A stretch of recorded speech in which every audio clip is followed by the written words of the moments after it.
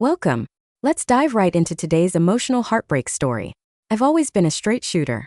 When I discovered my firefighter boyfriend's phone, filled with flirty messages to some girl I'd never heard of, I walked right up to Nathan and handed him his phone, demanding an explanation.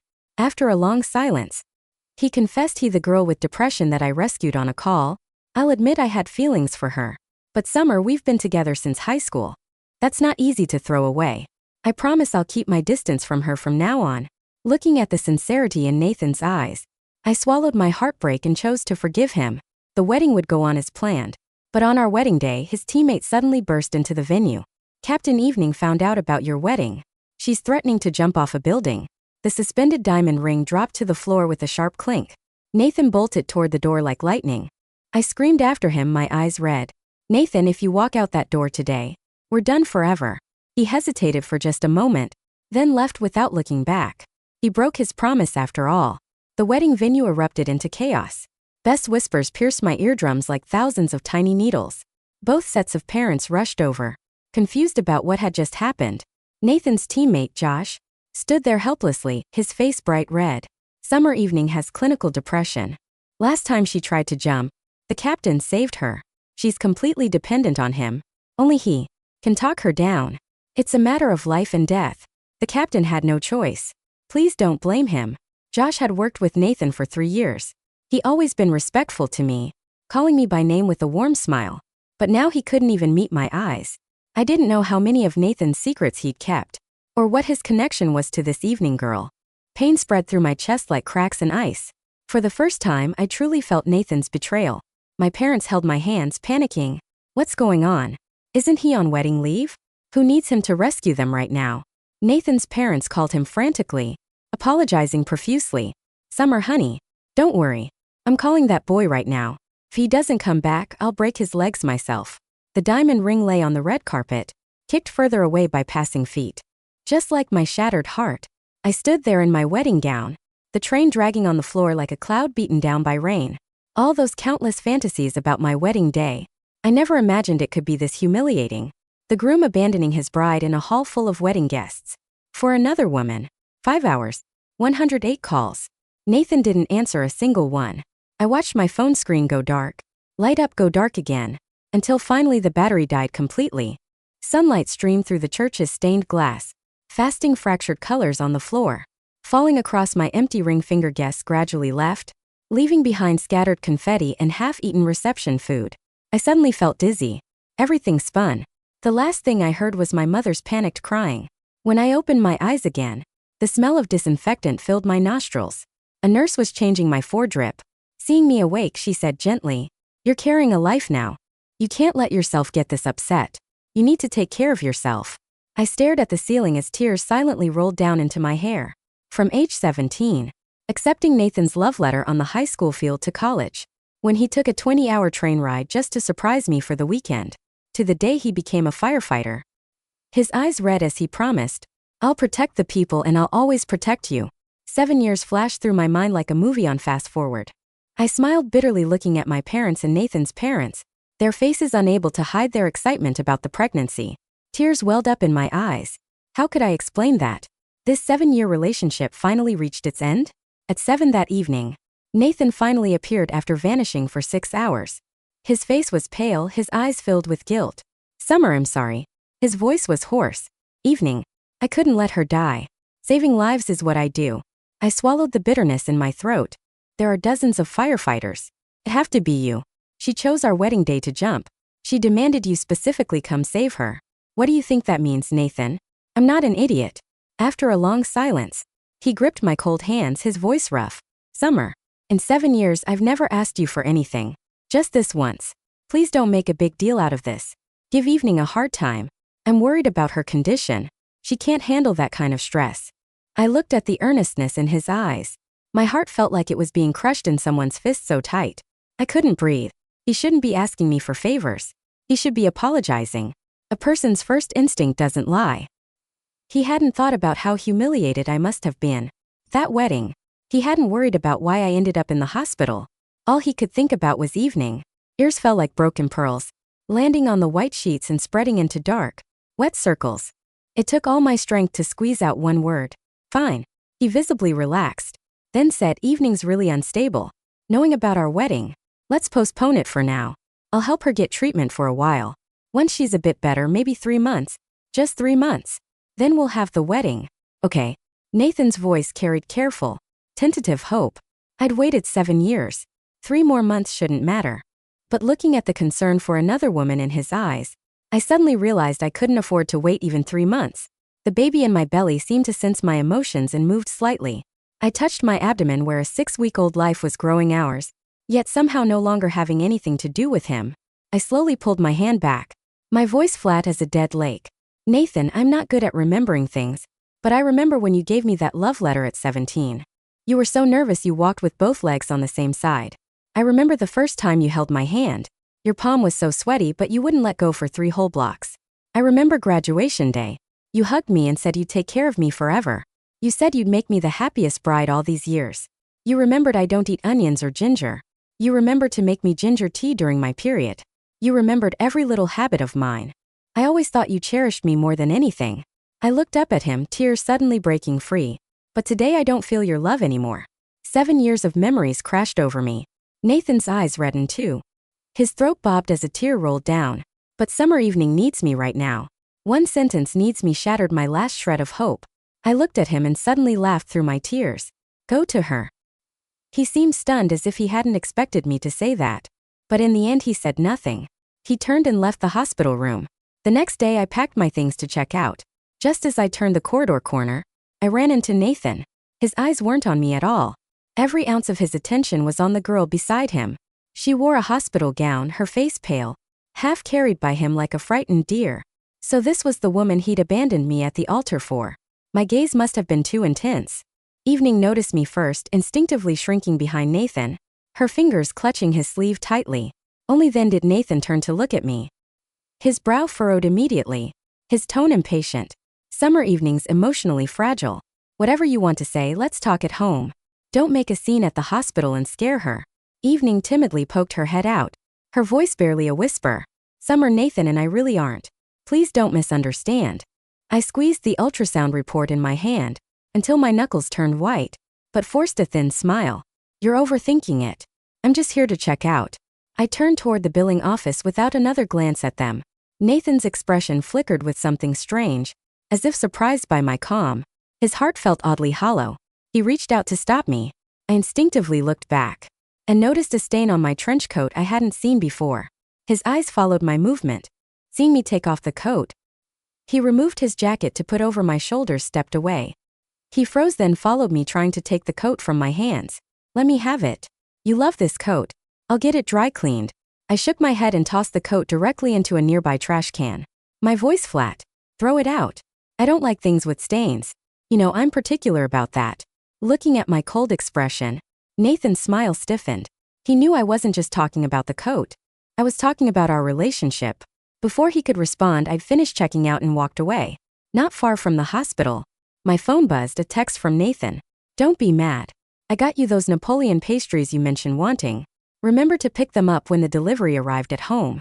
I stared at the familiar pink box and suddenly laughed. Whenever he made me angry before, he'd always buy pastries from this shop to apologize. Mechanically took a bite. It used to taste so sweet. Now it was just bitter and hard to swallow. That night Nathan didn't come home.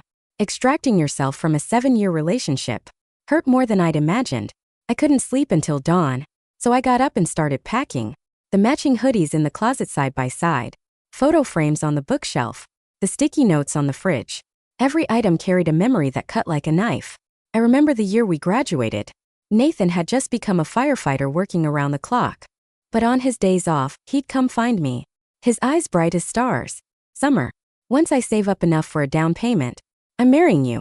3 years later, he stood before me with a property deed and a diamond ring, his voice trembling. "I did it. I got us a home. I kept my word." The sunlight was especially beautiful that day. I held him and cried for a long time, feeling like the luckiest person in the world. We painted the walls together, assembled furniture together, filled the balcony with sunflowers, my favorite. He said he wanted sunlight to always fill our home, but now this home couldn't hold me anymore. As I sealed the last storage box, sky began to lighten. When the movers arrived to take everything away, Both sets of parents showed up at the door. I hadn't told them about Nathan, so they still didn't understand why a couple about to get married was suddenly breaking up. My parents sighed, but didn't push, just saying, "Come home whenever you want." Nathan's mother grabbed my hand and wouldn't let go. "Summer, please give Nathan one more chance." "What happened at the wedding?" "He just made a mistake." I said nothing, just had the movers continue loading boxes. Just as Nathan's mother was about to wear out, her lips begging, the door opened. Nathan came back and he brought evening with him. She wore Nathan's jacket, suddenly clutching his arm like a cat who just found its owner. The room went deathly quiet. Everyone's eyes locked on them. Nathan's mother's voice trembled. "Nathan, did you betray Summer?" Nathan's father shook with rage. "Who is this woman?" Nathan didn't answer. He just scanned the empty living room, his gaze landing on me. "You're moving out?" The silence in the living room was so thick it felt like trying to breathe underwater. Nathan's father was the first to move. He crossed the distance between them in 3 long strides. A sharp cracking sound echoed through the half-empty apartment as his hand struck Nathan's cheek. Nathan's head snapped to the side from the force of the blow. Evening let out a terrified shriek and buried her face into Nathan's shoulder. She clutched his jacket so tightly her knuckles were stark white. Nathan's mother covered her mouth, sobbing uncontrollably as she looked from her son to me. She understood now. She didn't need any more explanations about why the wedding was canceled. The evidence was standing right in her living room, wearing her son's clothes. Nathan slowly turned his head back, a red handprint blooming across his pale skin. He didn't look at his furious father. His eyes stayed pinned on me. "Summer, please tell them to calm down." He actually had the nerve to ask me to manage his family's anger. Evening is terrified of loud noises and sudden movements. She needs a quiet environment. My father stepped forward then, his fists clenched at his sides. "You leave my daughter out of this, you worthless coward. You bring this girl into the home you built with Summer. And you expect Summer to protect her?" I placed a gentle hand on my father's arm to stop him. I didn't want him raising his blood pressure over a man who wasn't worth it anymore. "Dad, it's fine." I turned to the movers who had paused by the doorway, unsure of what to do. "Please keep loading the boxes. I'm paying by the hour, and I'd like to be done before noon." The movers nodded awkwardly and hurried past Nathan to grab the remaining taped boxes. Nathan looked genuinely panicked for the first time. "Wait, Summer, you can't just leave. Where are you going to go? This is our home. We put the down payment together." I reached into my purse and pulled out my set of keys. I walked over to the kitchen island and let them drop onto the marble counter. The metallic clatter made Evening flinch again. "You can buy out my half of the equity. My lawyer will send the paperwork to your station by the end of the week." Nathan took a step toward me, dragging a whimpering Evening along with him. "Lawyer? Summer, why are you escalating this? I told you I just need 3 months to help her get settled. I'm not throwing away 7 years. I looked at him, truly looked at him, and felt nothing but an overwhelming exhaustion. "You threw it away the moment you let the wedding ring hit the floor. I don't share my life. I don't share my home. And I certainly don't share my husband." Evening peeked out from behind him, her eyes wide and brimming with fresh tears. "It's my fault. I'm so sorry, Summer. I didn't mean to ruin everything. I'll leave right now. I'll just go sleep on the streets." She made a weak, dramatic motion to pull away from Nathan. Naturally, he tightened his grip on her waist and glared at me. "Look what you're doing to her. She's fragile, Summer. Why are you being so cold and heartless?" I almost laughed at the sheer absurdity of his accusation. I was the one who had been abandoned at the altar. I was the one who woke up in a hospital bed alone. And I was the one carrying a child he would never get to raise. But I was the heartless one. I zipped up my purse and adjusted my coat. Nathan's mother reached out and grabbed my hand as I walked past her. Her hands were shaking. "Summer, my sweet girl, I am so sorry. We failed to raise a good man. Please don't punish us by disappearing from our lives." I gave her a sad, gentle smile. "You were always good to me. But I can't be part of this family anymore. Take care of yourselves." I walked out the door without looking back. My parents followed closely behind me, acting as a shield between me and my past. I heard Nathan call my name one more time, his voice cracking. I didn't stop walking. The elevator doors closed on the life I had planned since I was 17. The first few weeks at my parents' house were a blur of nausea and silent tears. I threw myself into my work as a graphic designer, taking on extra freelance projects. The glow of my computer screen was my only companion during the sleepless nights. I blocked Nathan's number, his social media, and his email. I even changed my route to the grocery store to avoid driving past his fire station. My mother cooked ginger soup for me every morning to help with the morning sickness. She never asked me about Nathan. She only asked me if I had eaten, if I was warm, if the baby was resting easy. My father spent his weekends building a crib in the spare room. The steady sound of his hammer was a comforting rhythm that slowly pieced my broken heart back together. 2 months passed this way. My flat stomach had begun to round out into a small, undeniable bump. I was 12 weeks along when I had my first major ultrasound. The tiny heartbeat filled the small clinic room, sounding like the galloping hooves of a wild horse. I cried, but this time they were tears of pure relief. This child was mine. Just mine. As I was walking out of the clinic lobby, someone called my name. I turned and saw Josh, Nathan's teammate from the fire station. He was in his street clothes, holding a bouquet of cheap hospital gift shop flowers. He froze when he saw me, his eyes dropping immediately to the slight curve under my maternity blouse. Summer, you're pregnant? I crossed my arms defensively over my stomach. It's none of your business, Josh. He rubbed the back of his neck, looking deeply ashamed. I know you hate me. I know I helped ruin your wedding day. I just came to visit a buddy who got injured on a call. I didn't expect to see you here. I started walking toward the exit. Well, now you have. Have a good day. He hurried after me, matching my pace. Please wait. You need to know what's going on at the station. I stopped near the sliding glass doors and looked at him coldly. I really don't. Nathan's life is his own. Josh shook his head stubbornly. It's about evening. She's destroying him, Summer. She calls the station 10 times a shift. If he doesn't answer, she threatens to hurt herself. The captain gave Nathan a formal warning last week. He's sleep-deprived, missing drills, and making dangerous mistakes on the job. I felt a brief flicker of pity, but I stamped it out immediately. He made his choice. He wanted to be a hero. Heroes have to carry heavy burdens. Josh looked at my stomach again, his expression tortured. Does he know about the baby? No. And if you tell him, I will file a restraining order against both of you. I stared him down until he finally nodded. I won't tell him. But Summer, he's miserable. He talks about you in his sleep. He kept the apartment exactly how you left it. He even waters your dead sunflowers on the balcony. The mention of the sunflowers caused a sharp ache in my chest. I pushed through the sliding doors into the crisp autumn air. Dead things can't be watered back to life, Josh. Tell him to save his water. I drove away, leaving Josh standing on the sidewalk. That night, I felt the baby kick for the first time. It was a tiny fluttery feeling like a butterfly trapped under my ribs. I placed my hand over the spot and made a silent promise. I would never let anyone make us feel like a second choice. Meanwhile, across the city, Nathan's life was slowly unraveling. I didn't know the exact details until much later, but the cracks had already formed. Evening had slowly isolated him from his friends and his family. She refused to let him visit his parents because they had been mean to her. She demanded he spend all his off-duty hours sitting next to her on the couch.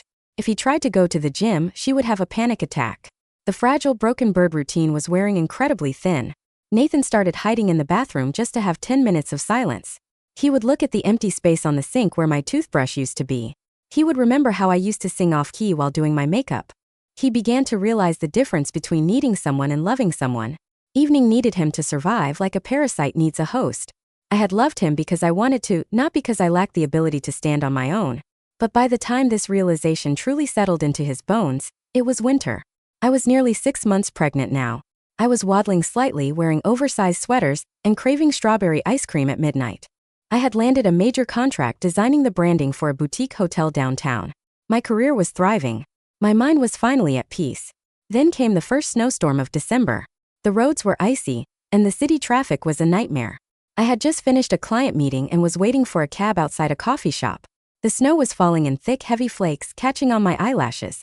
I rubbed my gloved hands together to stay warm. Suddenly, a bright red fire chief's SUV pulled up to the curb. The window rolled down, revealing Captain Evans, Nathan's boss. Summer, get in, it's freezing out there. I hesitated, but the biting wind made the decision for me. I climbed into the passenger seat, brushing the snow off my shoulders. Thank you, Captain. He looked at my very obvious pregnancy bump and let out a heavy sigh. My God, I had a feeling there was more to the story. I didn't say anything, just looked out the window at the passing cars. He's completely lost it, Summer. Captain Evans spoke quietly, his eyes on the icy road. Nathan requested a transfer to a desk job today. I snapped my head toward him in shock. Nathan lived for the adrenaline of the firehouse. He had always said a desk job would kill his soul. Why? Evening. The captain's voice was laced with disgust. She convinced him that his shifts were too dangerous. She said her anxiety couldn't handle him running into burning buildings. So he's giving up his badge to file paperwork. I looked back out the window, watching the snow bury the sidewalks. That's unfortunate. But he's a grown man making his own decisions. The captain gripped the steering wheel tightly. I'm rejecting the transfer. I'm forcing him to take a leave of absence instead. He needs to get his head straight before he throws away his entire career. I'm just telling you this so you know where he stands. He's broken. I rested a protective hand over my belly. We all get broken sometimes, Captain. It's how we put ourselves back together that matters. He dropped me off at my parents' house and drove away into the storm. I thought that would be the end of it. I thought Nathan would quietly fade into obscurity behind a desk somewhere. I underestimated the desperation of a man who realizes he has lost everything. 2 days before Christmas, the doorbell rang. My parents were out grocery shopping for the holiday dinner. I was wearing thick fuzzy socks and one of my dad's old flannel shirts. I waddled to the door and pulled it open, expecting the mail carrier. Nathan stood on the porch. He looked terrible. He had lost at least 15 pounds. His eyes were sunken, shadowed by dark purple bags. His hair was unkempt, and he was shivering in a thin jacket. He stared at me, his mouth opening and closing without any sound coming out. His eyes slowly dropped from my face to my swollen stomach. He stopped breathing entirely. The silence stretched out, punctuated only by the howling winter wind. Summer. His voice broke on the 2 syllables. We're. He took a stumbling step forward, reaching a trembling hand out toward my belly. I stepped back quickly and slammed the heavy wooden door in his face. I locked the deadbolt with a loud click. My heart was racing, pounding so hard I could feel it in my throat. I leaned against the door, taking deep, steadying breaths. Nathan began to pound on the wood. Summer, please open the door. Is it mine? Tell me it's mine. I didn't answer. I just stood there, listening to the man I used to love fall apart on my front porch. I'm so sorry. I'm so incredibly sorry. I was a fool. I was an arrogant, blind idiot. His voice was muffled through the wood, choked with agonizing sobs. I didn't know. If I had known, I never would have walked away. That sentence made my blood run cold. I unlocked the door and pulled it open just wide enough to look him in the eye. He fell to his knees on the freezing concrete porch. You wouldn't have walked away if you knew I was pregnant? I asked, my voice dangerously calm. No, never. I swear on my life.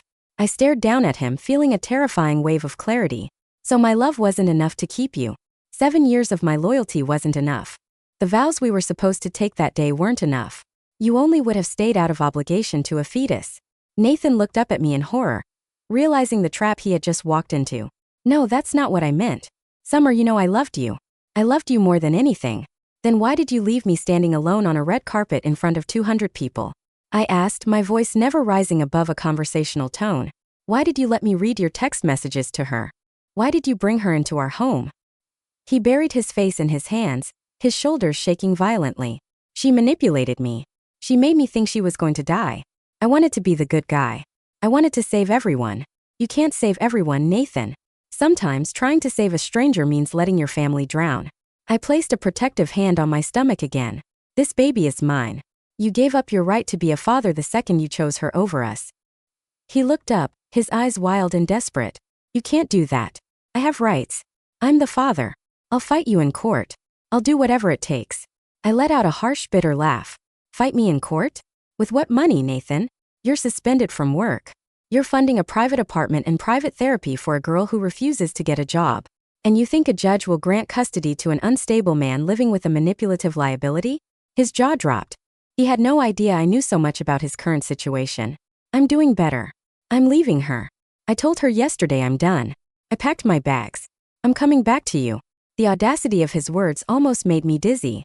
You don't get to come back just because your backup plan became a nightmare. Go home, Nathan. Don't come back here. If you do, I will call the police. I closed the door and locked it again. He stayed on the porch for 3 hours. I watched him through the peephole. The snow piled up on his shoulders, turning him into a miserable frozen statue. Eventually, a car pulled into the driveway. It was my father. I watched my dad get out of the car, carrying a bag of groceries. He saw Nathan sitting on the porch. My father dropped the groceries in the snow. He walked up the steps, grabbed Nathan by the collar of his jacket, and dragged him down the driveway. I couldn't hear what my father said to him, but whatever it was, Nathan didn't fight back. He just hung his head, climbed into his truck and drove away. The rest of my pregnancy progressed in relative peace. I learned through the grapevine that Nathan had followed through on his threat to leave evening. It had been a spectacularly ugly breakup. She had threatened to jump off the balcony of their apartment. This time, Nathan didn't try to talk her down. He had simply called 911, reported a psychiatric emergency, and walked out the door with his suitcase. The paramedics took her to a facility. She survived, of course. People like her always do. They feed on attention, and when the audience leaves, the performance stops. Nathan had moved into a cheap motel on the outskirts of town. He had begged the captain to let him return to active duty. He worked brutal double shifts, trying to bury his regrets in smoke and ash. He sent me money every week. I never cashed the checks. I put them in a shoebox at the back of my closet. I wanted nothing tying me to him. Spring arrived with a burst of color and warmth. The cherry blossoms were blooming along the city streets. I was 38 weeks pregnant. My doctor had told me the baby could come any day now.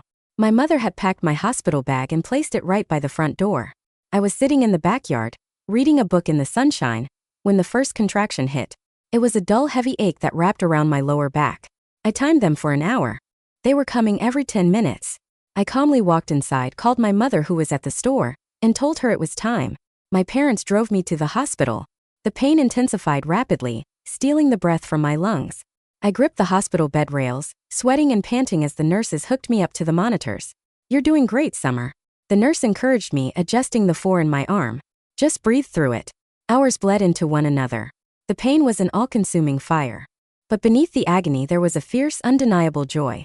I was about to meet the person I had fought so hard to protect. During a particularly brutal contraction, the delivery room door cracked open. I thought it was my doctor returning, but when I opened my eyes I saw him. Nathan stood in the doorway, wearing his soot-stained turnout gear. He smelled like smoke and sweat. His face was streaked with dirt, and he was gasping for air as if he had sprinted all the way here. Josh had betrayed my trust. Josh had told him I was in labor. Nathan took a hesitant step into the room, his eyes fixed on my agonizing state. "Summer, I'm here. I'm right here." My father immediately stood up from his chair in the corner, his face turning purple with rage. "Get the hell out of here before I throw you out the window." Nathan ignored my dad. He dropped to his knees beside the bed, trying to reach for my hand. "Please let me stay. I just want to see my child. I'll stand in the corner. I won't say a word." Another contraction ripped through my body. I screamed, arching my back against the pillows. The nurse rushed over, looking back and forth between us. "Sir, if you're upsetting the patient, you need to leave immediately." Nathan gripped the bed rail, tears cutting clean lines through the soot on his face. "I'm the father. I have a right to be here." I waited for the contraction to pass. When I could finally breathe again, I looked him dead in the eye. "You have no rights here. You lost them when you left me in my wedding dress. Get out." "I'm not leaving." He sobbed stubbornly. "I'm not missing this. I missed everything else." I raised my hand and hit the call button with the last bit of strength I had. "Security." I rasped. "Please get this man out of my room." 2 burly security guards arrived less than a minute later. They grabbed Nathan by the arms of his thick fire jacket. He fought them, kicking and struggling, screaming my name over and over again. "Summer, please. Don't do this. I love you. I'm sorry." His screams echoed down the sterile hospital hallway until the heavy doors swung shut. Silence returned to the room. I closed my eyes and focused entirely on bringing my baby into the world. 30 minutes later, the room was filled with the sound of a newborn's furious cry. It was a girl. They placed her on my chest. She was perfectly healthy, with a mop of dark hair and tiny, grasping fists. I held her against my bare skin, crying tears of absolute triumph. "We did it." I whispered to her. "It's just you and me." I named her Maya. She was my sunlight, my new beginning. Life as a single mother was challenging, exhausting, and wonderfully fulfilling. I bought a small townhouse with a fenced-in yard. I planted sunflowers along the fence. They bloomed brilliantly in the summer heat, turning their faces toward the sky. I never saw Nathan again. I heard through the grapevine that he had transferred to a fire station in a different state. He couldn't handle living in the same city as the daughter he wasn't allowed to see. He continued to send money every month. I opened a college fund for Maya and deposited his checks there. It was the least he could do. Years passed, softening the sharp edges of my grief into a quiet, distant memory. Maya grew into a bright, fiercely independent little girl. She had my eyes, but she had a stubborn streak that was all her own. She never asked about her father. I had framed my life in a way where she felt completely loved and utterly whole just with me and her grandparents. One afternoon when Maya was 5 years old, we were at the local park. She was climbing on the jungle gym, her laughter ringing out across the playground. I was sitting on a bench, sketching a new logo design on my tablet. A sudden commotion near the street caught my attention. A car had swerved to avoid a stray dog and crashed into a street lamp. Smoke was billowing from the hood. Before I could even stand up, the wail of sirens filled the air. A fire truck turned the corner and came to a screeching halt near the accident. Firefighters poured out of the truck, moving with practiced efficiency. I watched them work, feeling a strange sense of detachment. I used to know exactly how heavy those hoses were. I used to know the smell of the chemical foam they used on the engines. One of the firefighters took off his helmet to wipe his brow. He turned toward the park, scanning the crowd of onlookers. My breath hitched in my throat. It was him. Nathan. He had aged terribly. His hair was heavily streaked with gray, and the lines around his eyes were deep and weary. He looked like a man who had carried the weight of the world for far too long. His gaze swept past the bench, then snapped back. He froze. He dropped the rag he was holding. He took a step toward the fence. His eyes darted from my face down to the little girl sliding down the yellow slide. Maya ran over to me, her cheeks flushed with excitement. "Mommy, look at the fire truck." She pointed enthusiastically. I smiled and smoothed her hair. "I see it, baby. It's very loud." Nathan was clutching the chain-link fence now. His knuckles were white. He was staring at Maya with an intensity that made my heart ache, not for him, but for the tragedy of his own making. He saw her smile. He saw her run.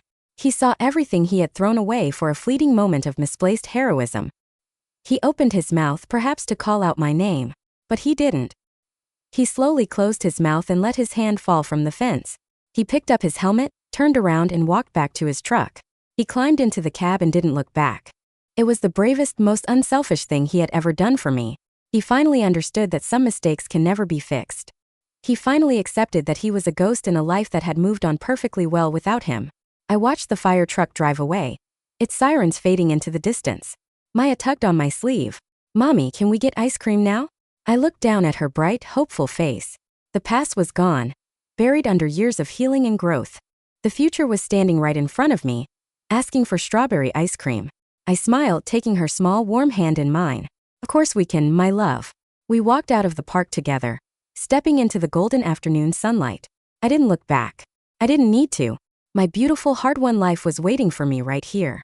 Thanks for watching. Summer's journey reminds us to know our worth. Don't forget to like and subscribe for more stories of healing and moving on.